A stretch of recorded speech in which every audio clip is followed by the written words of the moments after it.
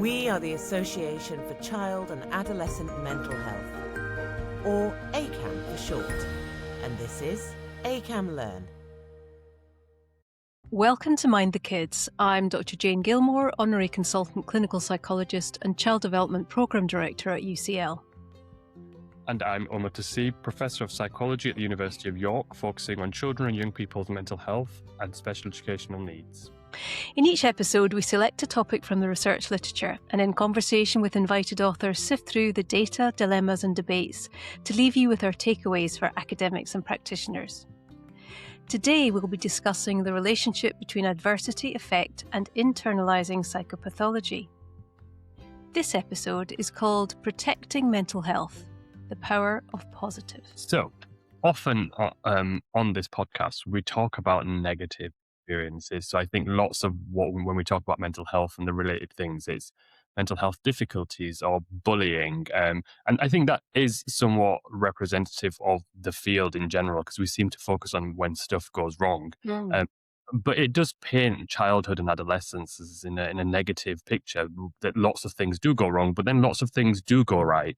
And then lots of things go wrong, and then you can do some stuff that's positive afterwards. So I think it's nice that we're going to be talking about positive experiences as well today, as well as adverse experiences. I mean, good old negativity bias, isn't it? So we always attend more to things that are anxiety provoking, because it keeps us alive. But I think also it's interesting what you're talking about in terms of academia, because certainly in theory, we're standing on the shoulders of giants. So we need to use existing data to write a paper or apply for a grant or whatever. So if the existing literature has a particular bias, then it's harder to take a different position. But the interesting thing about this paper that we're going to talk about today is that it does take a different position, although it does it in a very data-informed way. So I'm really looking forward to this idea.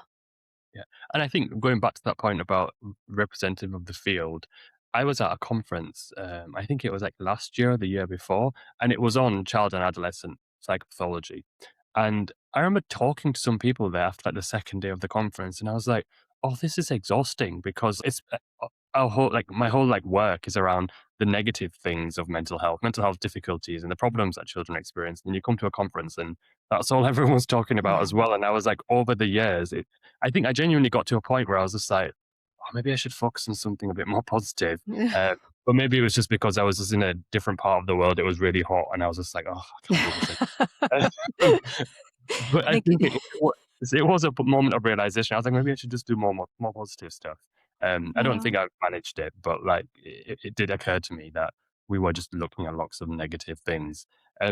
There was an interesting editorial, I think it was, in the JCPP on this very topic, as in the fact that the field of child adolescent development is focused so much on psychopathology, and there needs to be more of a focus on the positive aspects of child development. So there's a nice editorial in the JCPP from 2024 called Salutogenic Mental Health Science, a Phoenix Rising from Pathogenic Ashes of Psychiatry. And that's by Professor Helen Fisher, who argues that we do need to focus on factors that promote positive outcomes following adversity.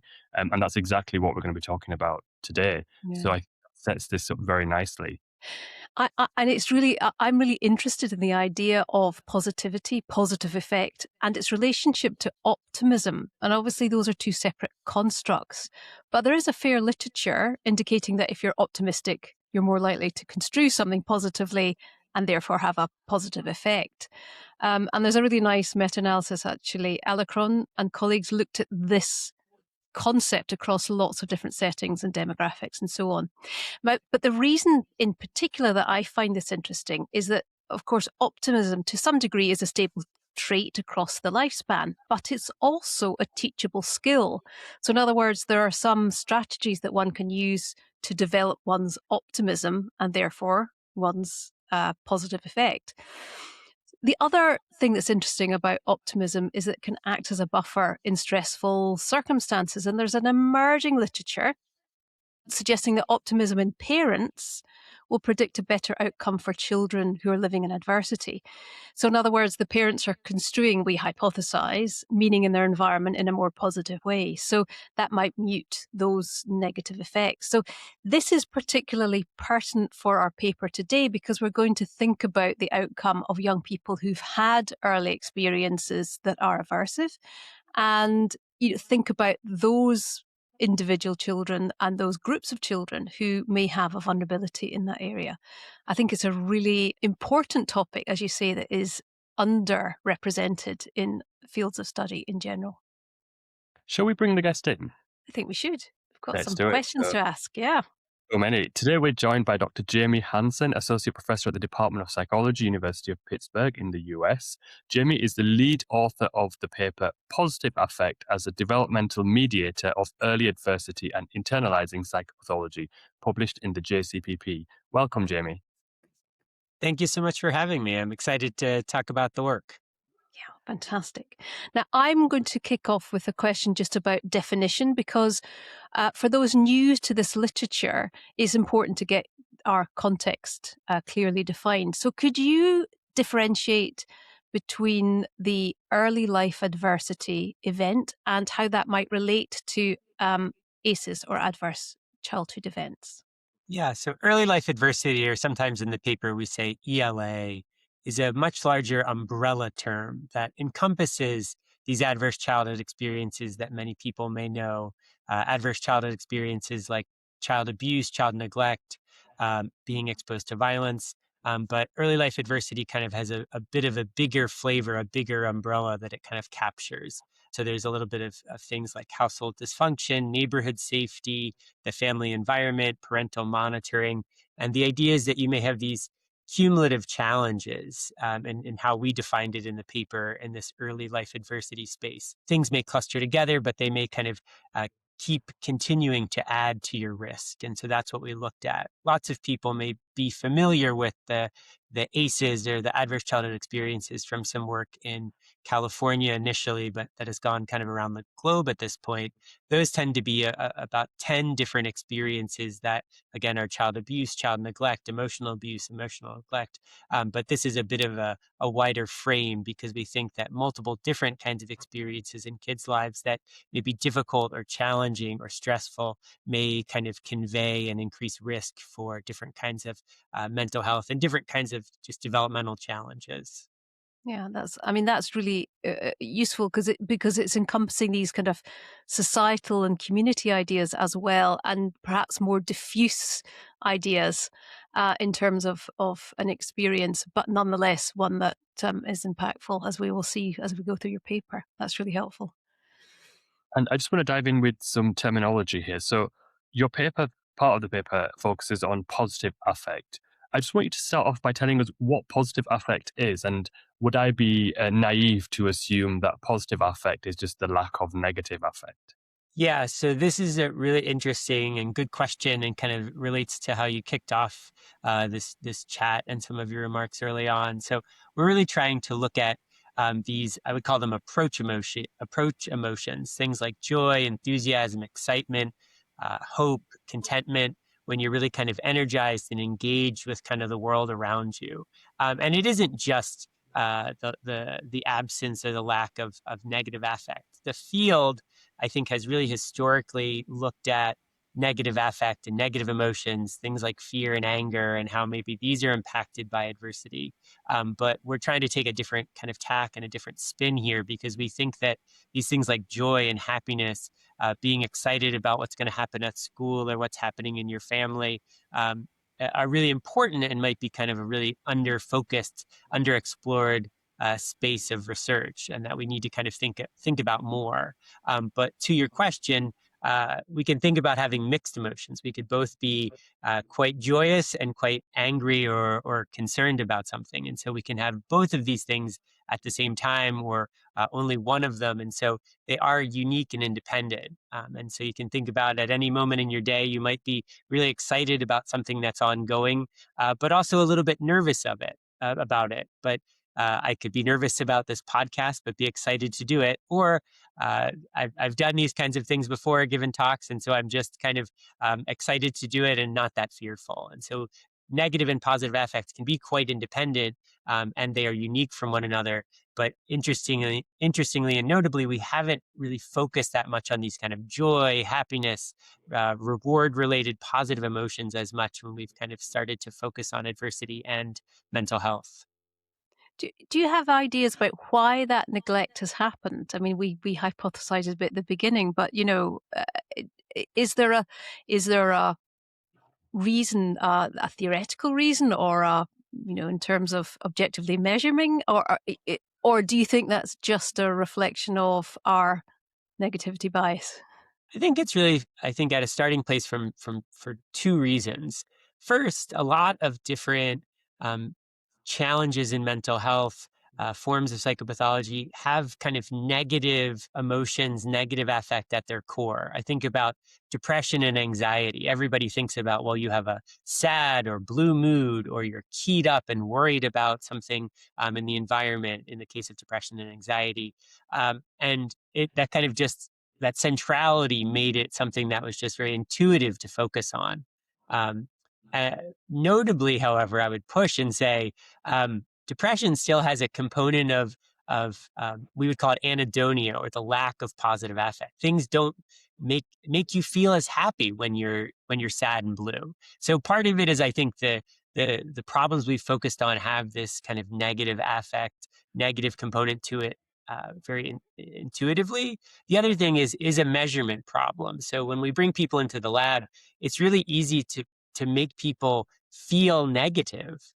We can show them nasty pictures, show them shocking or difficult movies that are just like difficult to watch, aversive to watch. It's a little bit harder to kind of come into the lab and get someone to feel joy, real, authentic joy. We didn't do that in this study.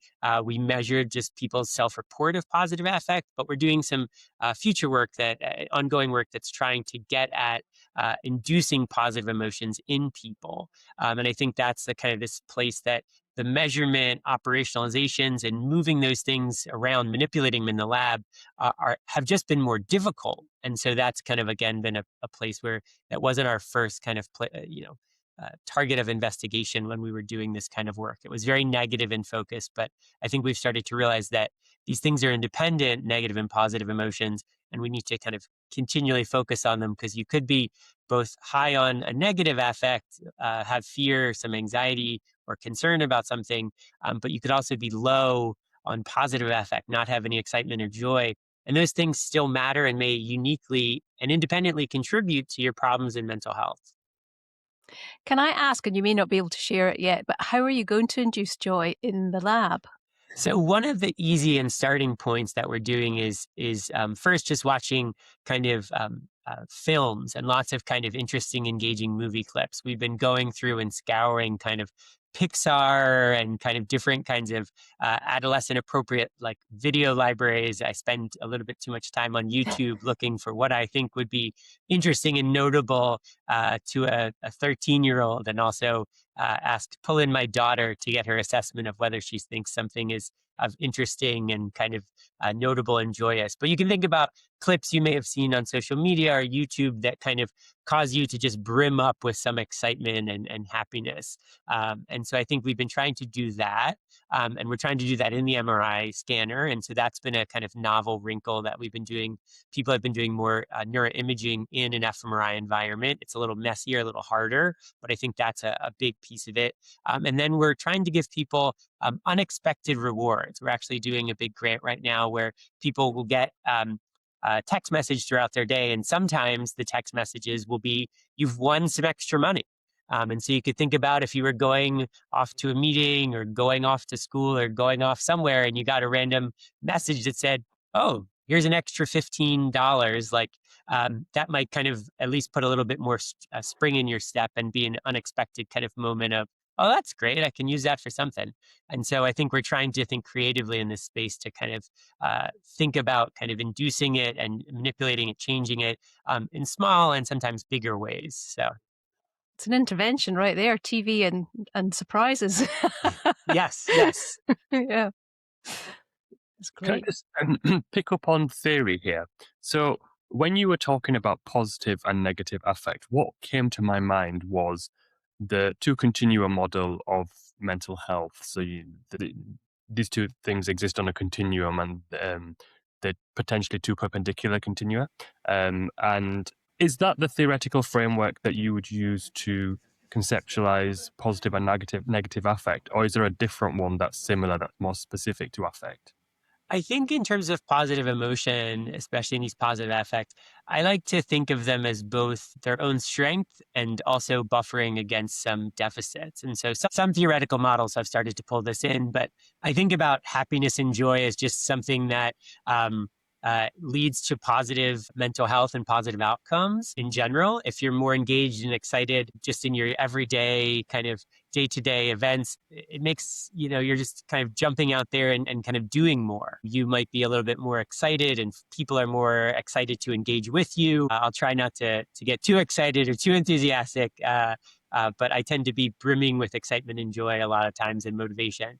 And I think of those things as being their own unique, almost direct effects, where those things matter and are useful. But then the other thing is, I think about these kinds of positive emotions also buffering and being a kind of a backstop when you're having some stress in different ways. So if I have a big grant deadline or a big report is due, doing something positive for myself is also a way I kind of get through it and kind of move through it. So it's not just the kind of excitement and something, I'm looking forward to on the horizon. It also can be something that buffers against and helps me kind of push against a difficult thing in my environment. And so there's been some more recent work and theory that kind of says positive emotions are maybe great on their own, but they also may be resiliency inducing and kind of inoculative from some of the kind of stress and slings and arrows of life in general. And so if there's something to hold against those negative experiences also, that can be useful. And so I think that's the space where we're really trying to think more and more.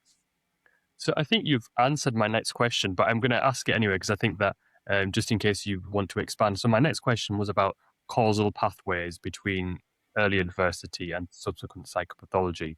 And you're testing the mediating effect of positive affect on the relationship between early adversity and subsequent psychopathology. Now, my question was going to be, is positive affect on the causal pathway between early adversity and psychopathology? Based on what you've said, I think the answer is yes.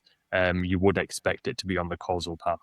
Now, are there people for whom it won't be on the causal path between early adversity and subsequent psychopathology? And even in that case, positive affect would still be helpful. And I think that comes from a place of, I think I read somewhere I think it was the JCPP editorial, and somebody was making the case that just because something isn't, just because something causal leads to a negative outcome, to get out of that negative outcome, you don't have to follow the same path out. You could follow a different path out.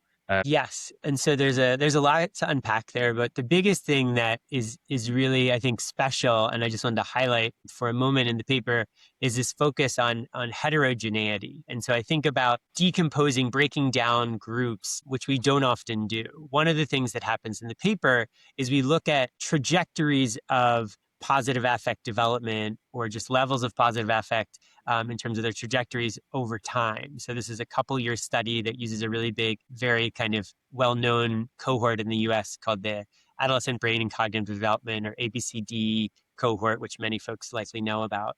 But we tried to look at experiences of positive affect, not just are you high or are you low, but looking at them over time. So there were some people who were constantly high and some people who are constantly low. There were some people who started high and then dropped off, some people who kind of bounced around and were volatile over time. So I think that that's a really kind of big piece that more and more we need to do in mental health and just broader research, psychological research, developmental research, is to think about not these main effects and everything being one homogeneous group, but breaking these groups down. This is, I think, one first step. So the strongest place of kind of mediational or kind of explanatory evidence was the individuals who suffered adversity were more likely to be in this low positive affect group, chronically low. And then that low positive affect explains some relationships with depression and anxiety, this internalizing psychopathology.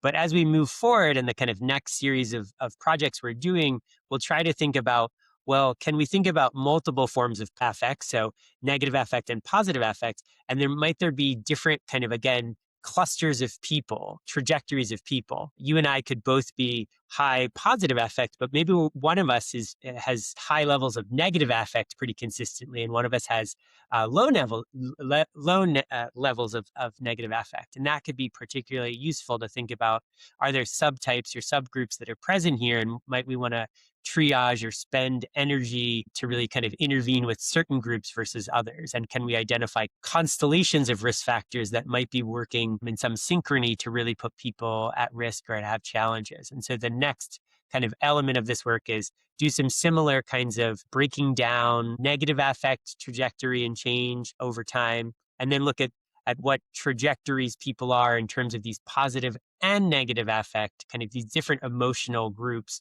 and whether people have different kind of mixed emotions, whether they're just high, like high positive and high negative, and they just feel and are very reactive in terms of emotion, or they might be low and be very blunted. And again, risk may come from different places and in different ways. And we also may, as we continue this work, may figure out that interventions are more profound and more powerful for certain groups. So you could think about if someone was high negative affect and high positive affect, we might actually want to decrease their reactivity. But if someone was high negative affect and low positive affect, we might want to do something where we teach them to anticipate the positive, do bucket fillers, focus on optimism, savor positive events that are happening in their environment. And that would be different than just reducing reactivity to emotional stimuli and environmental events more broadly. And so you can start to think about these clusters and these heterogeneous groups that are kind of present in all of our psychology in so many mechanisms and processes we care about, but we really tried to kind of delve a little bit deeper and break these down a little bit. So we think that positive emotion is this kind of critical piece, and we found the strongest evidence for this low positive affect piece, and we had some suggestive evidence about adversity also leading to differences in this kind of variable positive affect, so going up and down in your positive affect. And those individuals who've suffered adversity there may actually have some different challenges that aren't internalizing depression, anxiety, but we may want to kind of go back and think about, do those individuals have some specific challenges because of that group of affect, that positive emotional experience trajectory that they're kind of falling into. So lots more work to do, but I think we want to kind of keep moving towards thinking about this almost like precision psychology, precision psychiatry. Could we do treatments for certain individuals based on these kind of, subgroups that they might fall into? And that's really interesting, because what you're talking about is that reactivity potentially within the subgroup, which would include positive emotions. So I'm interested in the idea of, let's say, a disorganized attachment, and how that might mean that even positive emotions would be overwhelming to a young person. In your data set or in the wider literature, is there any discussion of those links? Yeah, so one of the things that we talk about in the paper and we just kind of proffer is an idea that we want to kind of delve more into. And one of my students wrote a kind of nice theoretical review about is thinking about attachment, just to kind of delve into that a little bit more. There's really rich data from Van IJzendoorn and colleagues in the Netherlands, kind of looking at attachment after difficult experiences like maltreatment. And it's pretty clear, to your point, that many times after you've had these kinds of really difficult child abuse, child neglect, or severe economic marginalization, you often engage in kind of, or have a disorganized attachment style, and just kind of are not kind of using your caregiver as a secure base. And we think about that then may cascade to then maybe less exploration in your environment, maybe a bit more fear. But you can think about, if you're exploring your environment less, that may mean that you generate and connect with positive experiences, interesting things in your environment a little bit differently or a little bit less. And so again, even from that kind of attachment space, there may be different ways that we need to break down what happens after that. So you have some disrupted attachment processes, but some of those kids may be particularly just fearful of things, and some may not be incredibly fearful, but they aren't striking out and kind of going through a new environment and kind of doing novel things. And that could then lead to different kinds of cascades and experiences and trajectories over time that I think we're going to keep looking at and keep churning through, because that can start to help us explain why some kids may have problems, some kids may have certain problems, why certain kids may be resilient. And we need to kind of delve into this kind of heterogeneity a lot deeper. So I think attachment is one place that we really think about because it might set the stage for later ways that you engage with your environment, are kind of looking to and seeking out rewarding experiences and maybe novel and interesting and surprising things, which are ways that we often generate positive affect. So you found that positive affect was associated with internalizing problems, but not externalizing problems, if I've understood that correctly. Why might it be that the impact or the association between positive affect is different for internalizing and externalizing problems? Yeah, it's a really good question. And I think we're starting to try to figure this out a lot more. So one of the easiest versions of this is many internalizing psychopathologies have this idea of anhedonia and a lack of positive emotions at their core. So in many ways, they're very connected phenomenon. And we tried to kind of deal with this in doing some supplemental analyses to show it's not just that you don't have, we ask about positive affect and then you're a little bit reporting less positive affect from a psychopathology well-being space. And so we tried to really show that it's unique to depression and anxiety, unique to these kind of all of the different facets of these kinds of forms of challenging mental health. But with externalizing, it may be that it starts a little bit earlier developmentally, and positive affect is still kind of ramping up and goes through some interesting changes during the kind of late childhood and early adolescent years versus some of the kind of conduct problems, rule breaking may already kind of be present there. One thing that I'll also kind of note is that both internalizing and externalizing have lots of heterogeneity within inside them. We talk about these things and they are big labels. Internalizing feels very clear to do, depression and anxiety, but externalizing, you can think about that spans the ADHD to rule breaking to conduct disorder kind of space. And I might think that there could be differences with rule breaking and conduct disorders issues, but I don't think inherently that there might be ADHD attentional symptoms linked to positive affect, or that they would be more modest in form. So I think one of the challenges is these different forms of psychopathology, they themselves are heterogeneous, and we might need to think in a more nuanced way. If we drilled a little bit deeper, it might be that certain kinds of externalizing problems have links to positive affect, but we didn't see them in the way that we analyze them. But at their core, many of the internalizing issues have this element of something being inside of you that is the way that you engage with and connect with others. And so you're not engaging with maybe with peers as much, and that kind of relates to your positive affect. If you're not as excited and you look kind of a little bit more upset, your peers may not be as excited to connect with you. You then may feel like less self-esteem and have more challenges in kind of how your kind of internal milieu is kind of going forward versus, if you're positive or negative, your peers may, that those rule breaking issues may not pop up as much. So it's something we're still investigating. And it was a little bit of a surprising finding because I did think that we might see some connections with externalizing, but we did not. Yeah, it's interesting. You've got a very clear way of articulating the theoretical and how it applies to the classroom or the individual, life circumstances. It really helps bring quite a complicated theoretical idea into discussion in such an accessible way. So thank you for that. I just wanted to come back, and I think you were sort of starting to touch on this in terms of thinking about these subgroups, but also about the processes that might be happening during middle childhood, because I was really interested to read, and I hope I've got this correct, or I'm saying this correctly rather, that there was a subgroup who had a declining trajectory of positive affect. Now we know that that's not because positive affect and negative affect are orthogonal, so it's not that they're getting more anxious or depressed. Something else was happening. What do you make of that?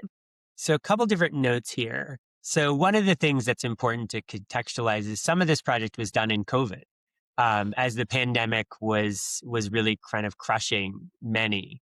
And so I think that the trajectories of positive affect, there may be some alternative or different explanations lurking there. It may be that some of the people, if the stress and challenge of COVID was not omnipresent for them, maybe they would have maintained on that high positive affect trajectory. So there's this kind of complex interplay of stress occurring while our emotions are developing. So that's one piece. The other thing I think that's really notable is we find this initially kind of high, but then declining subgroup. And then we also see a variable subgroup. And one of the things that ecological momentary assessment studies in the kind of the wild outside the lab have really underscored is that as you move through kind of middle and late childhood and into adolescence, you actually see this like high variability in positive affect. So when we actually ping teenagers and preteens and get assessments of their positive affect, it starts to be a little bit more high and low and really kind of varies a great deal.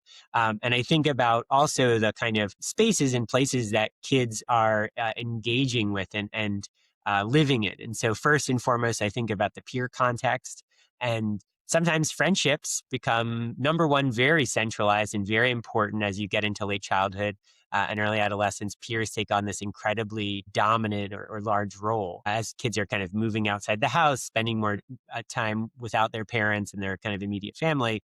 And then also the complexity of those relationships, just the peer relationships being more nuanced and complicated as kids are moving through late childhood and adolescence. So you have this space of like, a major source of positive affect is changing, these peer interactions, but also being a complicated space of development where sometimes preteens and teens will be moving through relationships. Someone will be a best friend and then a frenemy or an enemy very quickly, and there will be kind of complex social dynamics.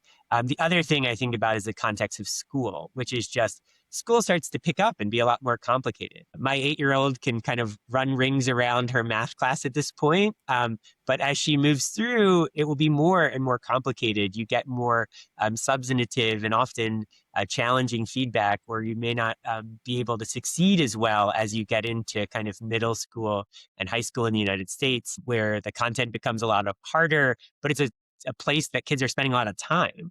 And so a place that was once really a space of fulfillment and kind of positivity may actually be a place that becomes a lot more rocky or thornier because you just can't succeed with great consistency. And so you have these kind of changing developmental contexts for kids in terms of peers and schools, as well as likely underlying neurobiology changing, where we know that reward-related brain regions that are kind of connected to positive affect, brain regions like the ventral striatum and portions of the medial prefrontal cortex are just developing and changing a lot during late childhood and adolescence. And it's so important to remember that that positivity in the intensity of emotions in adolescence. And I do totally agree with you. I think it's forgotten both in the literature, but also in the way that we characterize young people. I observed a young person eating an apple recently, and they said, "This is the best apple I have ever had." It is immense. The joy in that moment of sensation was as deep and intense as, the rejection one might feel if you're not invited to a party or you don't go onto the sports team. So those highs and lows are what young people are navigating because, emotions help us learn about the world. And so they have to be intense in order for young people to learn about the world quickly. But I think you've really brought to life that variability, which is one of the things that they're having to navigate, as well as their, the social world and external world. Yeah, it's really, really useful. Yeah. I have a practical question. If I was a policymaker, whether they're in the UK or the US or anywhere, what do you want us to do with this information? Like, what does this tell us about how we should support young people who have experienced early life adversity? So maybe stitching together also Jane's last comment, I think about creating spaces and places for kids to really engage with their passion. So the kind of notable pediatrician Ron Dahl kind of talks about adolescence as this beautiful space of really being able to catalyze and catch kids in their excitement. It may be the best apple. It may be kind of making this, doing something with the engineering and STEM team at your high school that you get so incredibly jazzed about. I think about all the fads that I had as an adolescent. I loved and still do love music. And part of that was because I feel like I really kind of, caught on to music and developed that excitement when I was a preteen and teen. And I think about policymakers giving kids spaces and places to really kind of engage with their passion. There can be ways in the United States that we could open up spaces that kids could just be able to use and build capacity and kind of engage with the things that they care about. And many times, at least in the United States, we often shut kids out of things. We don't kind of give them the spaces and places, especially in public or just in different kind of school contexts, to really engage with something they might be incredibly jazzed about and just so incredibly deeply interested in. So I think knowing that you can talk about adolescence as a place of storm and stress, but you can also just think about it as a place of great passion that could be used to push people forward into things they care about, that could make lifelong lovers of learning or the arts or anything else like that. And so I think as we think about policy, can we invest and allow young people to have avenues to really engage in deep, meaningful, and consistent ways with things that they really care about at the simplest form? And that feels like a place that, especially if you can get kind of slightly older, I think about young adults in like the 18 college age range, who could really show those kids that passion. That could be a really powerful space where you could really kind of demonstrate what this kind of connection to a domain, to an art, to something else in society has the power to do and to unlock doors. And so I think thinking there at just a very broad level is really kind of critical, because oftentimes I feel like young people are shut out. We're worried about storm and stress and risk, but can we use this excitement that adolescents and teens and preteens have to really kind of engage and motivate them, and to let them kind of unlock new potentials and new passions and new kind of places of exploration? And that's something that, again, sometimes we're more on the prohibitive, let's lock this down, let's not let them into these spaces. That feels like a very kind of big policy idea, but something we would be very implementable if we're thoughtful about. I mean, Jamie, it makes total sense that that's a very practical policy that could be delivered.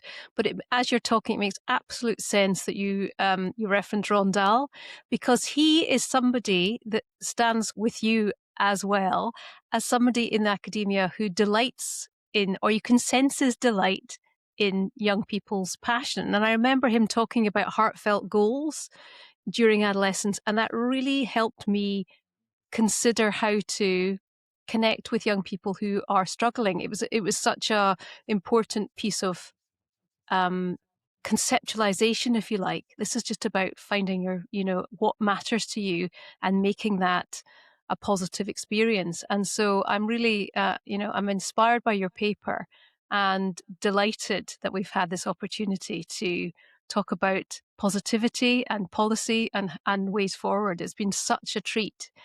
Thank you so much for joining us. I think this is a good point to wrap up there, just because we've ended on such a positive note. Well, thank you both for taking the time, and really appreciate you highlighting the work. Thank you.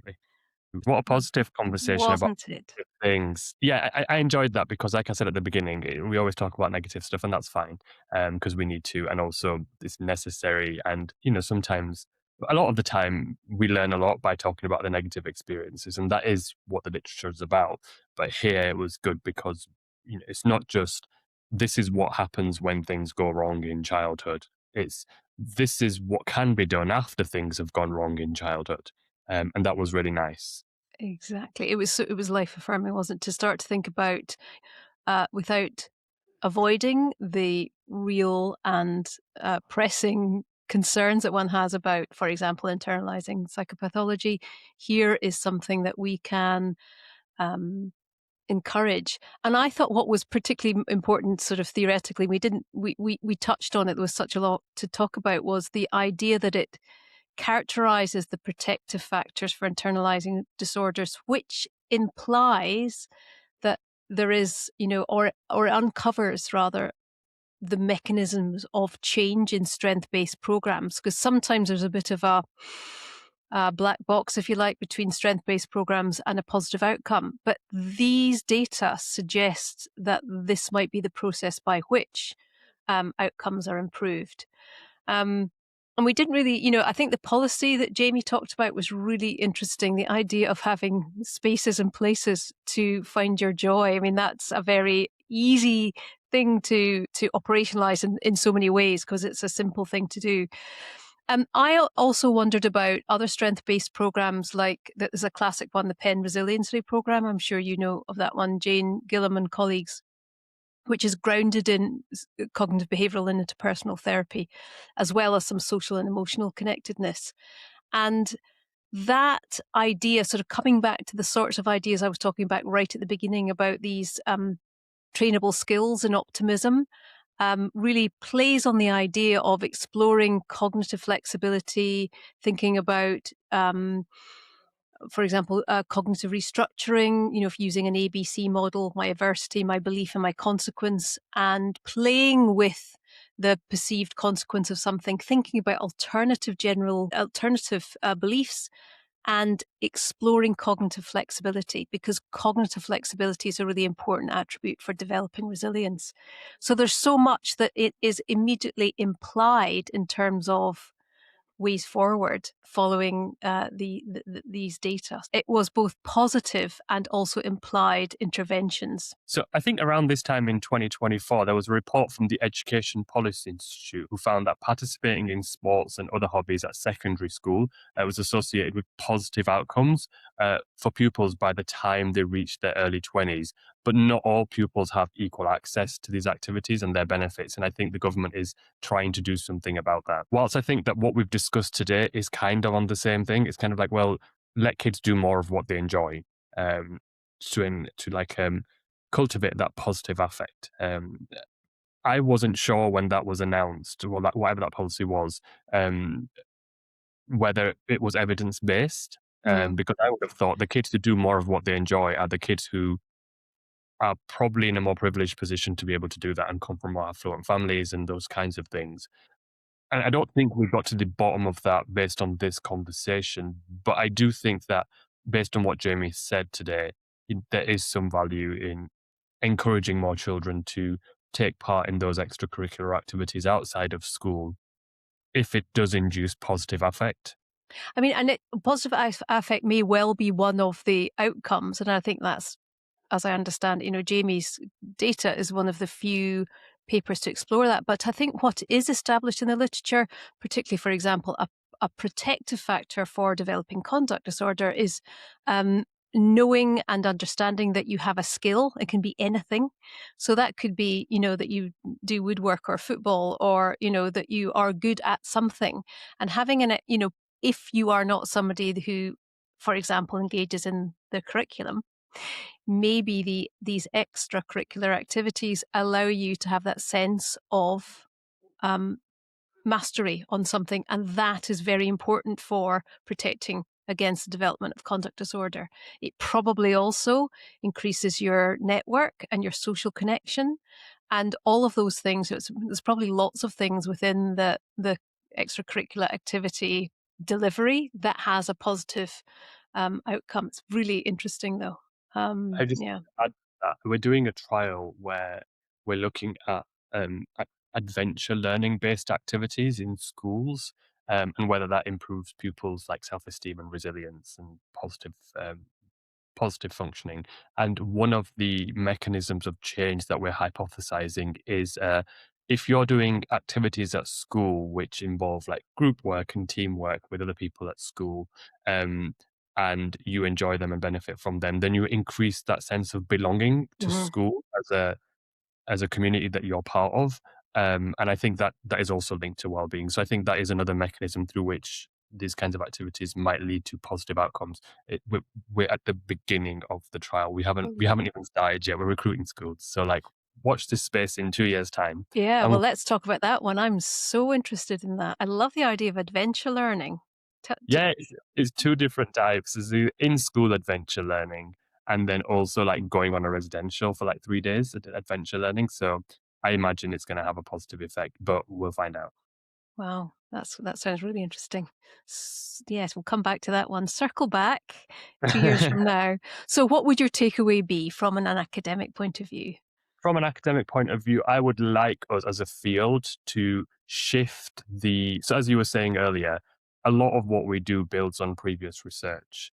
And there's a lot of research being focused on the negative aspects of children's functioning and development. But we need to shift that dial so that we have more and more research focusing on the positive aspects as well. And that can be done in many ways. And the paper that we've discussed today has done it in one way, where it's looking at how we can offset negative experiences by positive experiences to some extent. But there are other ways to do it as well. And I hope that we're in a situation in the near future, where there's more of a balanced literature on the positive and the negative aspects of children's development, not so heavily skewed on the negative side. Yeah. What about you?